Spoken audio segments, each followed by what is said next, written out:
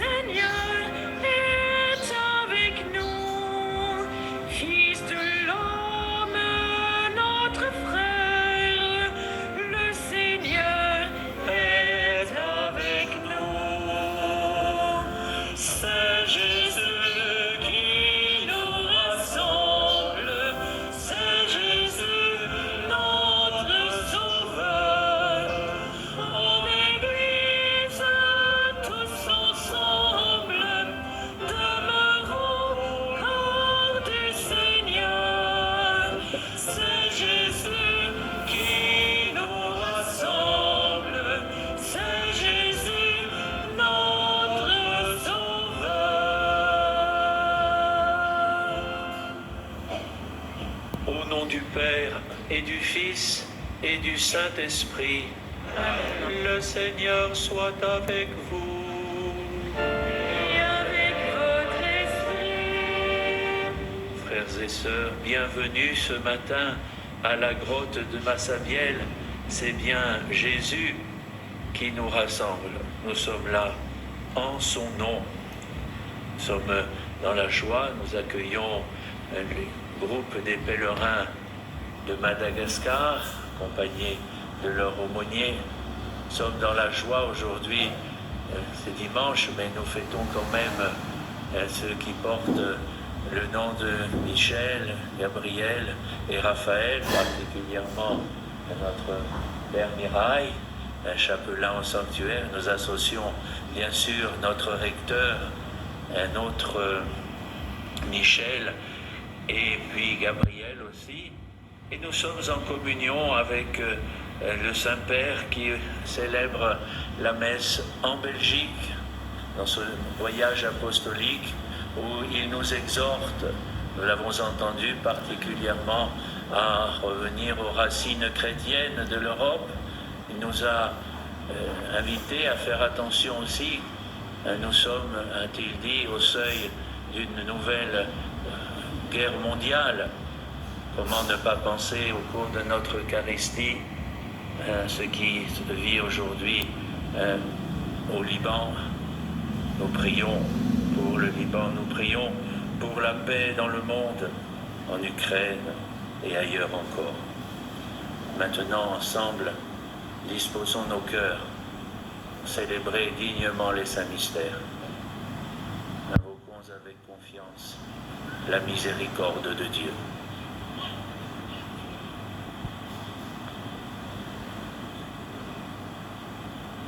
Je confesse à Dieu Tout-Puissant, je reconnais devant vous, frères et sœurs, que j'ai péché, en pensée, en parole, par action et par omission. Oui, j'ai vraiment péché. C'est pourquoi je supplie la bienheureuse Vierge Marie, les anges et tous les saints, et vous aussi, frères et sœurs, de prier pour moi, le Seigneur notre Dieu. Que Dieu Tout-Puissant nous fasse miséricorde, qu'il nous pardonne nos péchés et nous conduise à la vie éternelle. Qui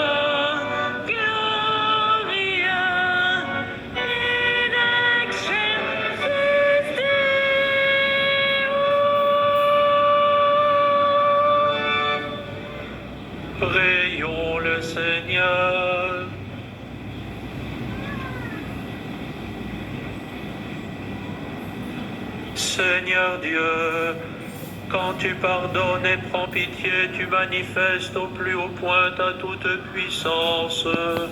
Multiplie pour nous les dons de ta grâce. Alors, en nous attendant vers les biens que tu promets, nous aurons part au bonheur du ciel. Par Jésus-Christ, ton Fils, notre Seigneur, qui vit et règne avec toi dans l'unité du Saint-Esprit, Dieu, pour les siècles des siècles.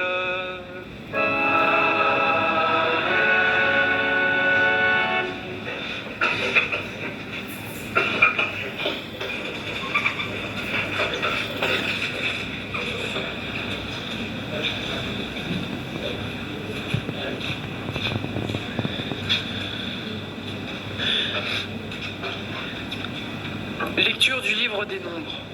En ces jours-là, le Seigneur descendit de la nuée pour parler à Moïse. Il prit une part de l'esprit qui reposait sur celui-ci et le mit sur les 70 anciens. Dès que l'esprit reposa sur eux, ils se remirent à prophétiser. Mais cela ne dura pas. Or, 2 hommes étaient restés dans le camp. L'un s'appelait Eldad et l'autre Médad. L'esprit reposa sur eux. Eux aussi avaient été choisis. Mais ils ne s'étaient pas rendus à la tente. Et c'est dans le camp qu'ils se mirent à prophétiser. Un jeune homme courut à annoncer à Moïse. Eldad et Médad prophétisent dans le camp.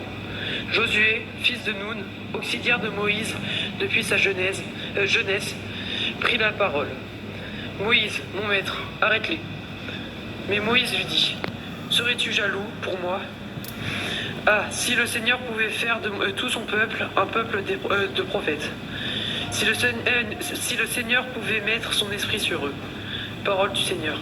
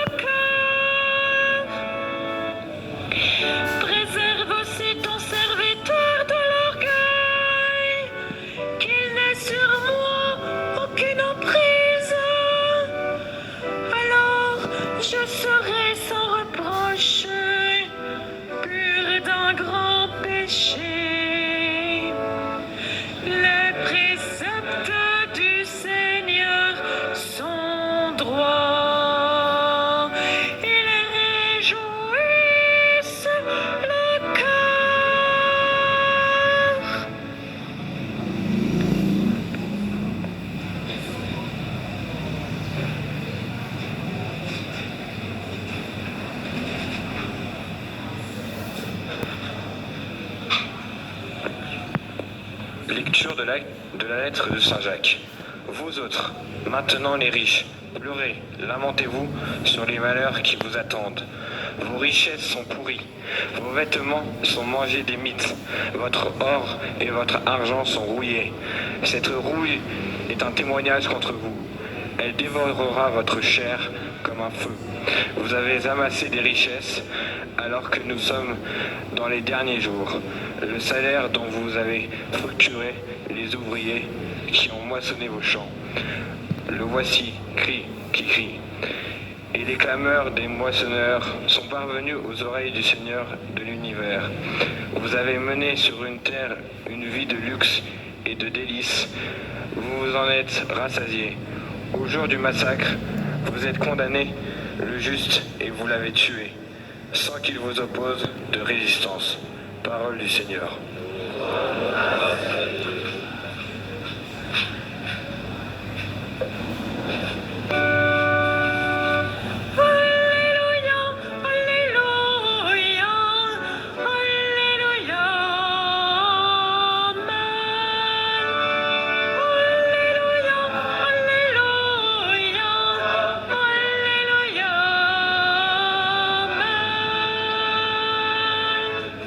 Ta parole, Seigneur, est vérité.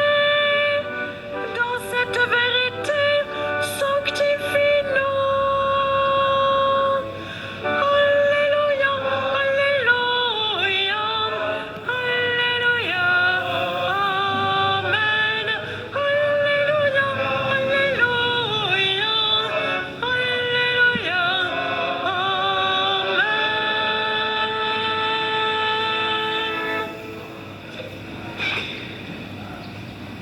Le Seigneur soit avec vous.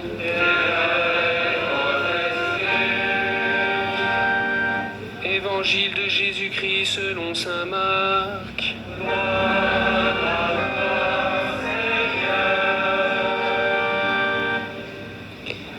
En ce temps-là, Jean, l'un des 12, disait à Jésus: Maître, nous avons vu quelqu'un expulser les démons en ton nom. Nous l'en avons empêché, car il n'est pas de ceux qui nous suivent. Jésus répondit: Ne l'en empêchez pas, car celui qui fait un miracle en mon nom ne peut pas aussitôt après mal parler de moi. Celui qui n'est pas contre nous est pour nous. Et celui qui vous donnera un verre d'eau au nom de votre appartenance au Christ, Amen, je vous le dis, il ne restera pas sans récompense. Celui qui est un scandale, une occasion de chute pour un seul de ces petits qui croient en moi, mieux vaudrait pour lui qu'on lui attache au cou une de ces meules que tournent les ânes et qu'on le jette à la mer. Et si ta main est pour toi une occasion de chute, coupe-la. Mieux vaut pour toi entrer manchot dans la vie éternelle que de t'en aller dans la géhenne avec tes deux mains, là où le feu ne s'éteint pas. Si ton pied est pour toi une occasion de chute, coupe-le. Mieux vaut pour toi entrer estropié dans la vie éternelle que de t'en aller dans la géhenne avec tes deux pieds. Si ton œil est pour toi une occasion de chute, arrache-le. Mieux vaut pour toi entrer borgne dans le royaume de Dieu que de t'en aller dans la géhenne avec tes deux yeux, là où le ver ne meurt pas et où le feu ne s'éteint pas. Acclamons la parole de Dieu.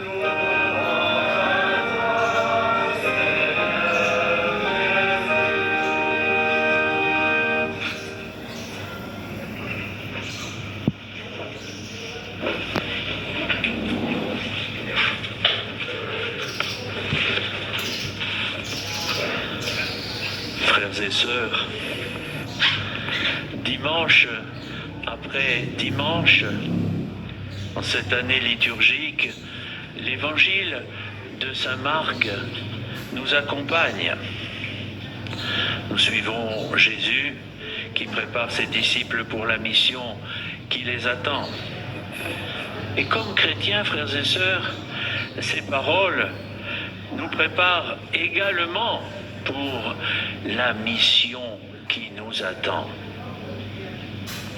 Vous vous rappelez la confession de Césarée et la première annonce de la Passion, et puis les échanges entre les disciples pour savoir lequel serait le plus grand.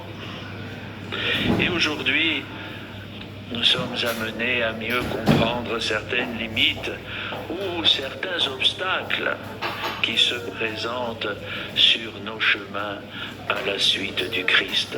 Parce que nous sommes tous à la suite du Christ, n'est-ce pas? Et je voudrais vous attirer votre attention particulièrement sur les dernières expressions de Jésus, qui sont certainement parmi les plus fortes et peut-être même les plus déconcertantes qu'il ait prononcées. Reconnaissons-le, elles donnent des frissons. Jésus demande à ses disciples le rejet clair, le rejet radical de toute alliance avec le mal. Rejet clair et radical de toute alliance avec le mal.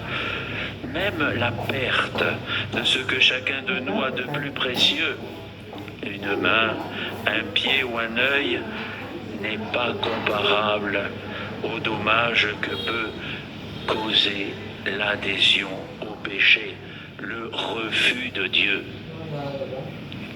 Ces paroles, elles nous transmettent, frères et sœurs, des vérités profondes sur le sens de nos vies et sur l'usage que nous sommes appelés à faire de notre liberté. Le bien, nous le comprenons, doit être recherché, mis en œuvre, et le mal évité, rejeté, coûte que coûte, car l'adhésion au mal, frères et sœurs, aurait des conséquences beaucoup plus dramatiques qu'une mutilation physique. Pour quelle raison? En écoutant ces paroles de Jésus, il se peut que nous disions, mais c'est quand même exagéré. Mais Jésus exagère-t-il? Vous savez certainement qu'il y a une expression qui est répétée 3 fois. 3 fois.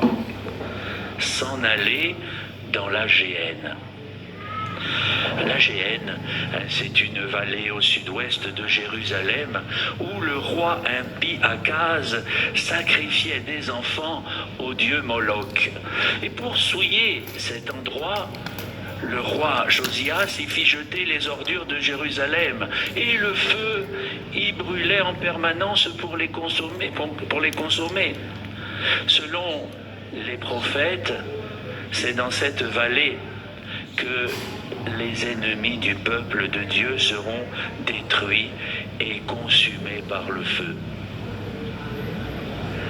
Dans les paroles de Jésus, la Géhenne est une métaphore du tourment de la peine éternelle qui attend ceux qui font le mal. Comme fidèles du Christ, frères et sœurs, nous sommes donc confrontés inéluctablement à une évaluation renouvelée de ce que nous considérons comme étant les biens les plus précieux pour nous.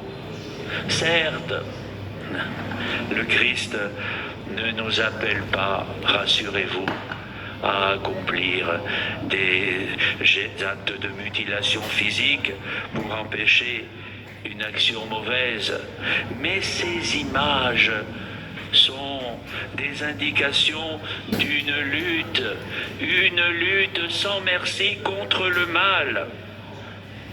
Ces images nous disent qu'il vaut mieux perdre sa vie physique pour gagner la vie authentique et éternelle, c'est-à-dire la vie avec le Christ dans le royaume. C'est le choix, frères et sœurs, qu'ont emprunté et qu'ont fait les martyrs chrétiens de tous les temps. Ils ont cru à la belle expression du psaume que nous avons certainement répété quelquefois. Ton amour vaut mieux que la vie. Ton amour vaut mieux que la vie. Mais revenons au texte de l'Évangile. Il nous rappelle aujourd'hui l'enjeu profond de la liberté et il nous révèle une grande vérité, frères et sœurs, un peu démodée, peut-être aussi inaudible pour beaucoup, mais qui n'en demeure pas moins vraie, parce que c'est Jésus qui nous en parle, vrai et essentiel, car, frères et sœurs, il en va de notre joie, notre destin final, définitif, éternel devant Dieu. Il se joue maintenant, par nos choix et nos décisions. Les dommages que l'homme se cause à lui-même en préférant le mal sont incommensurables par rapport à tous les autres dommages. Il court le risque d'être jugé digne d'une condamnation éternelle. Cet état, cette condition d'auto-exclusion définitive de la communion avec le Seigneur, choisi par ceux qui font le mal en pleine conscience et avec un anti-consentement, est appelé dans le vocabulaire chrétien l'enfer.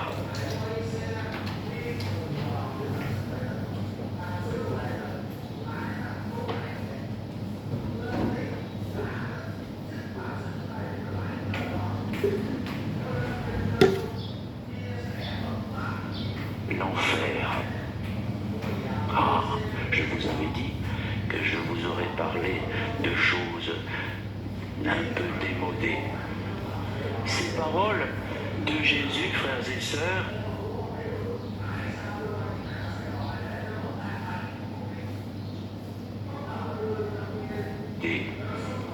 ces paroles de Jésus, frères et sœurs, elles sont donc un appel sérieux à la responsabilité. Ne nous laissons pas éblouir par les fausses lumières de cette grande foire aux vanités dans laquelle est prise au piège une grande partie de notre société. Évitons de passer notre vie à la recherche de ce qui est éphémère. Ne cédons pas à tous les caprices Ne cédons pas à tous les caprices de notre corps, car au terme de la course, demandons-nous, frères et sœurs, mais que restera-t-il? Au moment de la mort, notre âme comparaîtra à la présence de Dieu.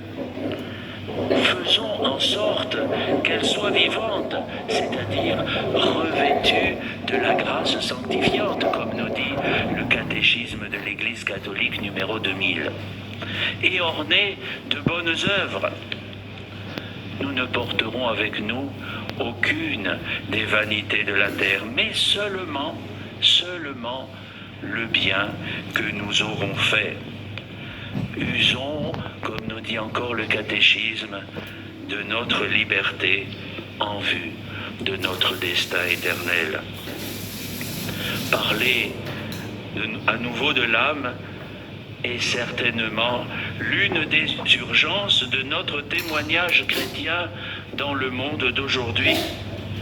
Hélas, on en parle très rarement. Et pourtant, c'est le salut éternel de notre âme qui est la seule chose nécessaire. Ce n'est que pour cela que Dieu s'est fait homme et a souffert. À quoi servirait l'Église? À quoi servirait la religion si nous n'avons pas d'âme?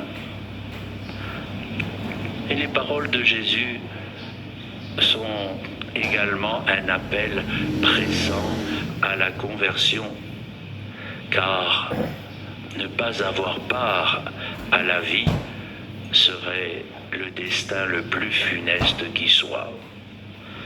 En écoutant ces paroles de l'Évangile, comment ne pas percevoir, frères et sœurs, comme en écho ce matin ici, à la grotte de Massabielle, les paroles emblématiques de Marie. Pénitence, pénitence, pénitence, c'est-à-dire ayez le courage et décidez de mettre Dieu à la première place.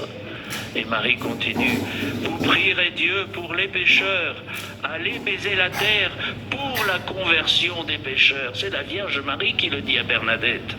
C'est-à-dire, soyez pleins de Dieu pour attirer à l'amour de Dieu ceux qui en sont éloignés. Et au cours de la troisième apparition, la Vierge dit à Bernadette, je ne vous promets pas de vous rendre heureuse en ce monde, mais dans l'autre. Voulons-nous, nous aussi, avoir part au bonheur de l'autre monde? Eh bien, ça sera simple. Ça dépendra simplement des choix que nous ferons ici-bas. Jésus nous indique aujourd'hui le chemin à parcourir. Alors, frères et sœurs, décidons et laissons que le Seigneur mette en nos cœurs le désir non seulement d'être en règle, mais surtout le désir d'être tout entier consumé par l'amour de Dieu. Et faisons nôtre la prière de la liturgie par laquelle nous avons ouvert cette célébration. En nous hâtant vers les biens que tu promets, nous parviendrons au bonheur du ciel. Amen.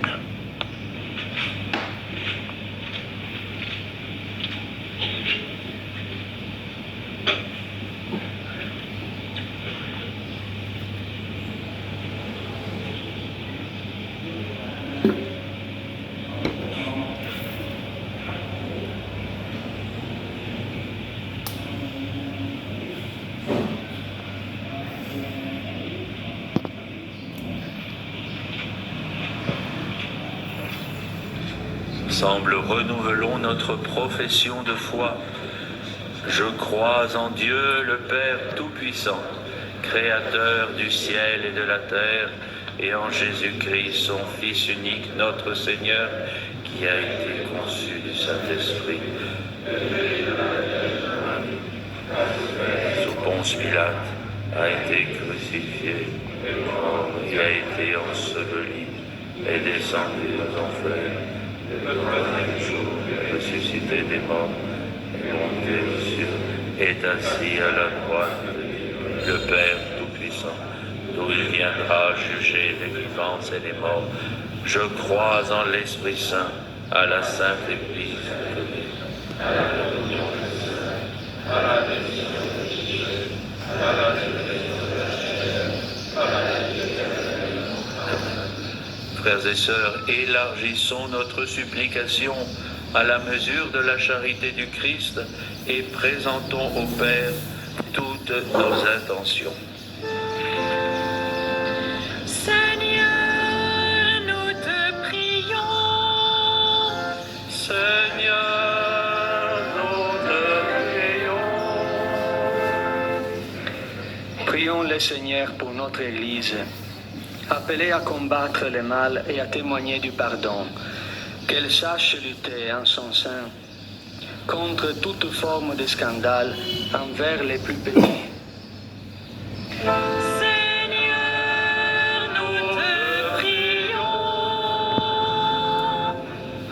En cette journée des migrants et des réfugiés, prions pour les personnes jetées sur les routes de l'Exode au péril de leur vie, fuyant la guerre, la misère, les persécutions politiques ou religieuses.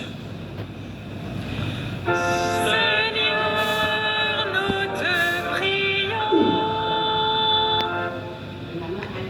Prions le Seigneur pour les victimes d'agressions ou de viols. Prions pour les personnes assassinées. Que l'espérance en la vie éternelle et la solidarité fraternelle soutiennent leurs proches. Seigneur, nous te prions. À l'approche du pèlerinage du Rosaire, confions le travail de tous les organisateurs de ces grandes rencontres et rendons grâce pour les merveilles vécues ici dans la cité de l'Immaculée.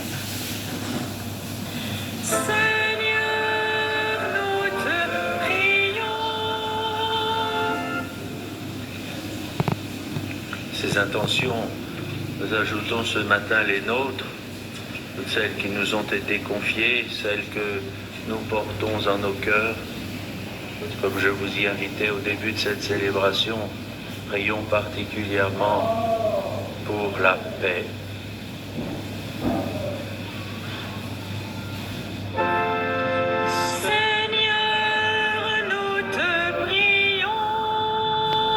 Regarde avec bonté, Seigneur, le peuple qui se confie en ta miséricorde. Et comme il ne peut subsister sans toi, soutiens-le maintenant de tes bienfaits, pour qu'il progresse jusqu'à l'éternité. Par le Christ notre Seigneur.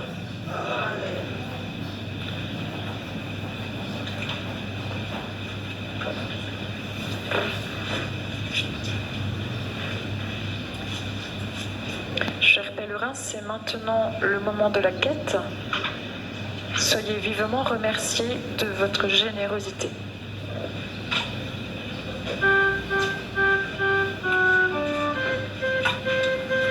Tu es béni, Seigneur, Dieu de l'univers. Nous avons reçu ta bonté, le pain que nous te présentons. Et de la terre et du travail des hommes deviendra pour nous le pain de la vie. Béni soit Dieu maintenant et toujours.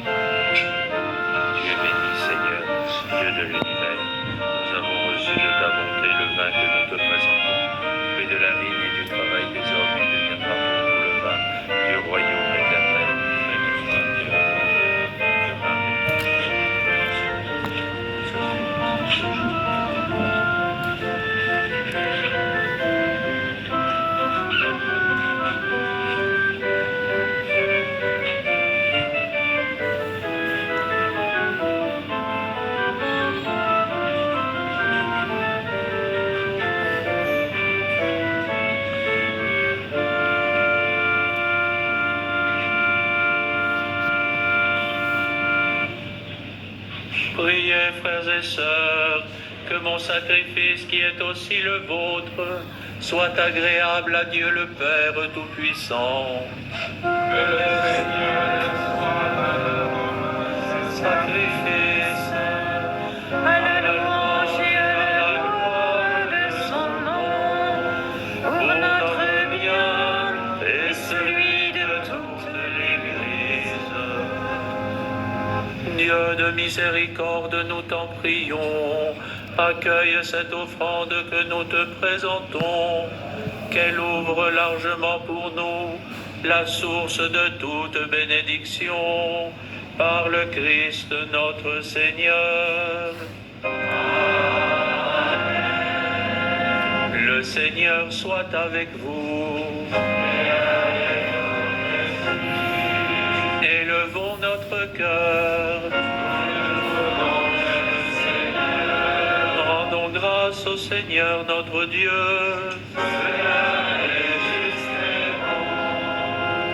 Vraiment, il est juste et bon, pour ta gloire et notre salut, de t'offrir notre action de grâce, toujours et en tout lieu, Seigneur Père très saint, Dieu éternel et tout-puissant, par le Christ notre Seigneur. Dans sa pitié pour nos égarements, il a voulu naître de la Vierge Marie. Par la souffrance de la croix, il nous a délivrés de la mort éternelle. Par sa résurrection d'entre les morts, Il nous a donné la vie qui n'aura pas de fin. C'est pourquoi, avec les anges et les archanges, avec les puissances d'en haut et tous les esprits bienheureux, nous chantons l'hymne de ta gloire et sans fin nous proclamons. Saint, Saint, Saint, le Seigneur, Dieu de l'univers, le ciel et la terre sont remplis de ta gloire. Hosanna au plus haut des cieux. Béni soit celui qui vient au nom du Seigneur. Hosanna au plus haut des cieux.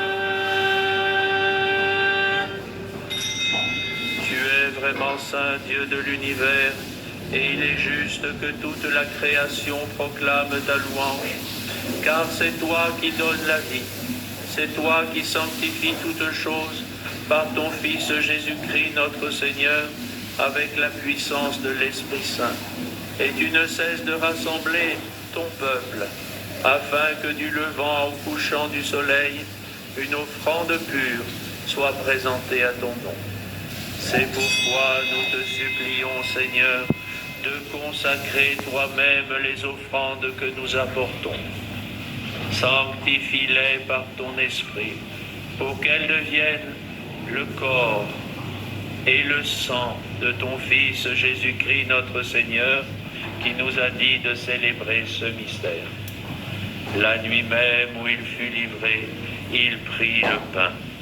En te rendant grâce, il dit la bénédiction. Il rompit le pain et le donna à ses disciples en disant: Prenez et mangez-en tous, ceci est mon corps livré pour vous.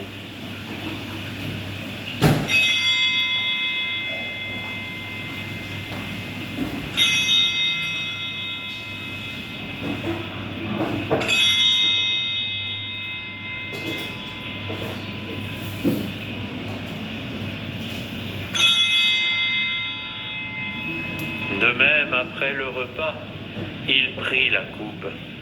En te rendant grâce, il dit la bénédiction et donna la coupe à ses disciples en disant: Prenez et buvez-en tous, car ceci est la coupe de mon sang, le sang de l'alliance nouvelle et éternelle, qui sera versé pour vous et pour la multitude en rémission des péchés.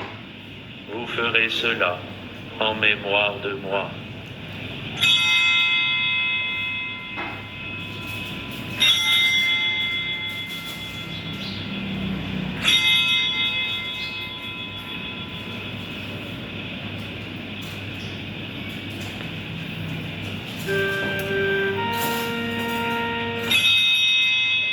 Il est grand le mystère de la foi.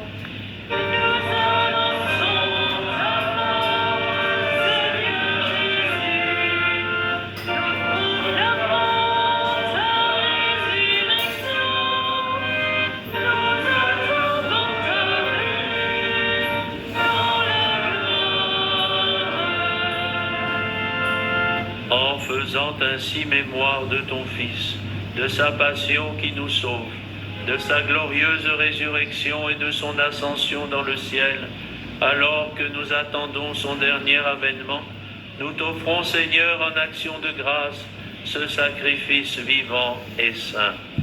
Regarde, nous t'en prions, l'oblation de ton Église, et daigne y reconnaître ton Fils qui, selon ta volonté, s'est offert en sacrifice pour nous réconcilier avec toi.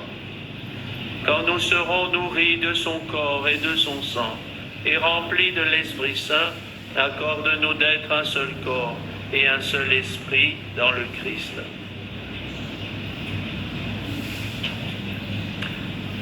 Que l'Esprit Saint fasse de nous une éternelle offrande à ta gloire, pour que nous obtenions un jour l'héritage promis avec tes élus. En premier lieu, la bienheureuse Vierge Marie, Mère de Dieu, avec Saint Joseph et son époux, les bienheureux apôtres, les glorieux martyrs et tous les saints qui ne cessent d'intercéder auprès de toi et nous assurent de ton secours. Et maintenant, nous te supplions, Seigneur, par le sacrifice qui nous réconcilie avec toi, étends au monde entier le salut et la paix.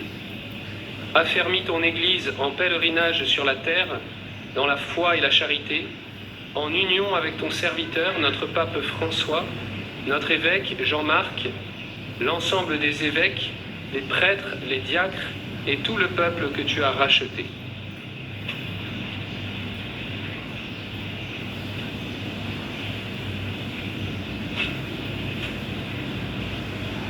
Écoute en ta bonté la prière de ta famille que tu as rassemblée devant toi. Dans ta miséricorde, ramène à toi, Père très aimant, tous tes enfants dispersés. Pour nos frères et sœurs défunts, et pour tous ceux qui ont quitté ce monde et trouvent grâce devant toi, nous te prions. En ta bienveillance, accueille-les dans ton royaume, où nous espérons être comblés de ta gloire, tous ensemble et pour l'éternité, par le Christ notre Seigneur, par qui tu donnes au monde toute grâce et tout bien. Par lui, avec lui et en lui, à toi, Dieu le Père Tout-Puissant, dans l'unité du Saint-Esprit, tout honneur et toute gloire, pour les siècles des siècles.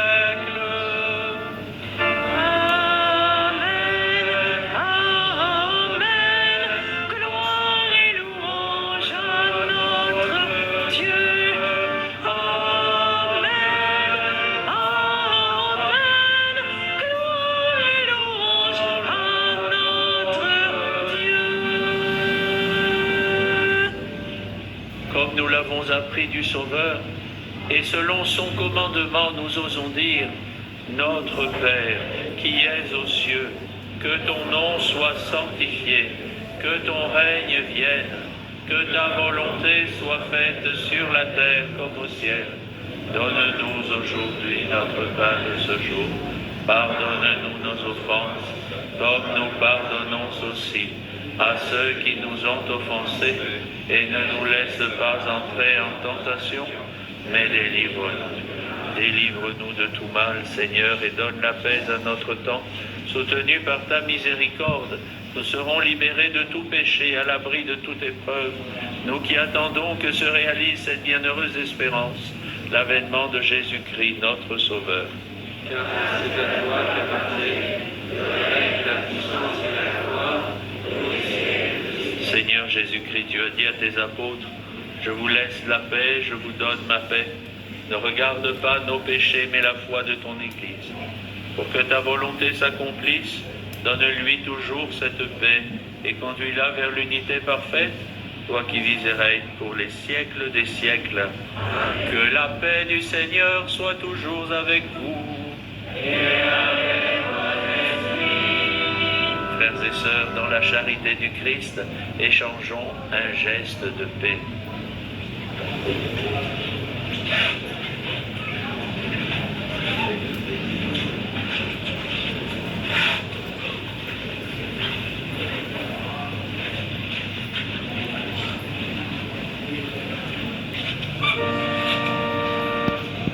Agneau de Dieu qui enlève les péchés du monde, prends pitié de nous.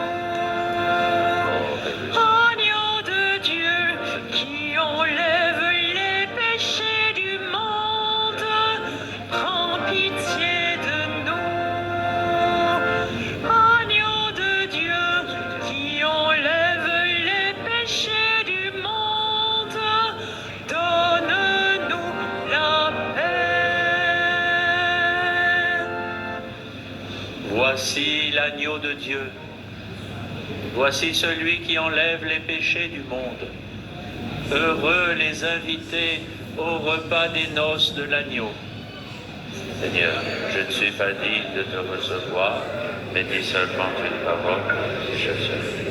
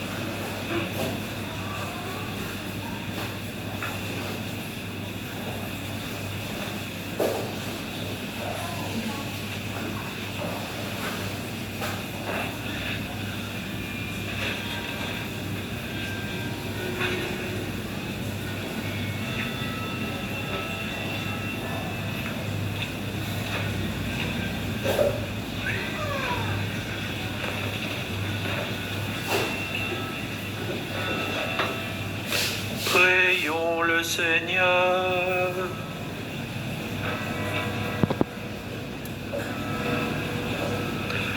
Que le sacrement du ciel, Seigneur, guérisse nos esprits et nos corps, afin qu'annonçant la mort du Christ et participant à ses souffrances, nous héritions avec lui de sa gloire. Lui qui vit et règne pour les siècles des siècles.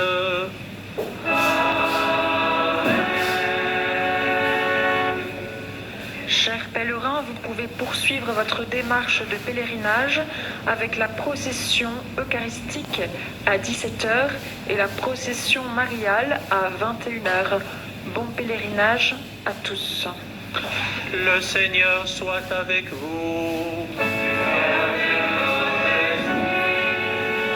Et en vous bénissant, j'entends bénir aussi tous les objets de piété, les chapelets que vous portez avec vous, ainsi que toutes les personnes auxquelles vous entendez les offrir.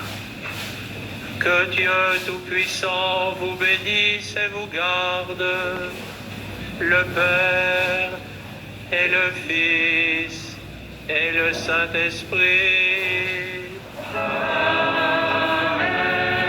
Allez dans la paix du Christ. Bon pèlerinage à toutes et à tous.